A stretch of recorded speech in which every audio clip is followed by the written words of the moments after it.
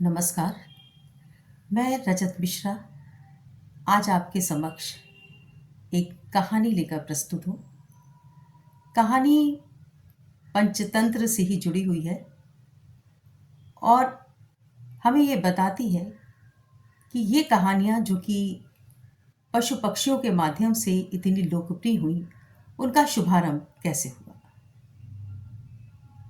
तो बात ऐसी है, लगभग 2000 वर्ष पहले की बात है। भारत के दक्षिण राज्य में एक नगर था, नाम था महिला रोपे। वहां के राजा थे अमर शक्ति। राजा अमर शक्ति बहुत ही कुशल प्रशासक और एक दूरदर्शी राजा थे। उनके राज्य में धन धान्य की कमी नहीं थी, सुख समृद्धि थी और प्रजा राजा से बहुत संतुष्ट रहती थी। लेकिन तब भी राजा के मन में एक असंतोष था। राजा अक्सर उस बात से उदास रहते थे और बात यह थी कि उनके जो 3 बेटे थे, उग्र शक्ति, बहुशक्ति और अनंत शक्ति, ये तीनों राजकुमार ना तो बहुत अधिक पढ़े लिखे थे और ना ही व्यवहारिक शिक्षा का उन्हें ज्ञान था। राजा को ये चिंता बराबर सताती रहती थी कि आखिर मेरे बाद इस शासन का प्रबंध कैसे होगा, ये शासन कैसे चलेगा। तो एक बार उन्होंने इस समस्या को अपने दरबारियों के सामने रखा। राजा के दरबार में बहुत ही योग्य और विद्वान मंत्री थे। उन्हीं के बीच में एक मंत्री थे जिनका नाम था सुमति। मंत्री सुमति ने राजा को यह सुझाव दिया कि आप ऐसा करें कि विद्वानों की एक सभा बुलाएं और उन्हीं के समक्ष ये समस्या रखी जाए। वही संभवतः इस समस्या का समाधान कर सकेंगे। राजा ने विद्वानों की एक सभा बुलाई और उनके सामने अपनी ये समस्या रखी कि अपने बेटों को मैं कैसे शिक्षित करूं, कैसे इन्हें शिक्षा दी जाए और कैसे इन्हें व्यवहारिक ज्ञान में प्रशिक्षित किया जाए।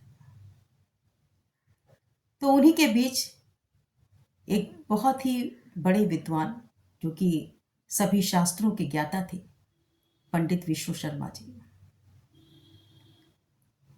वो बच्चों को शिक्षा देने के लिए तैयार हो गए।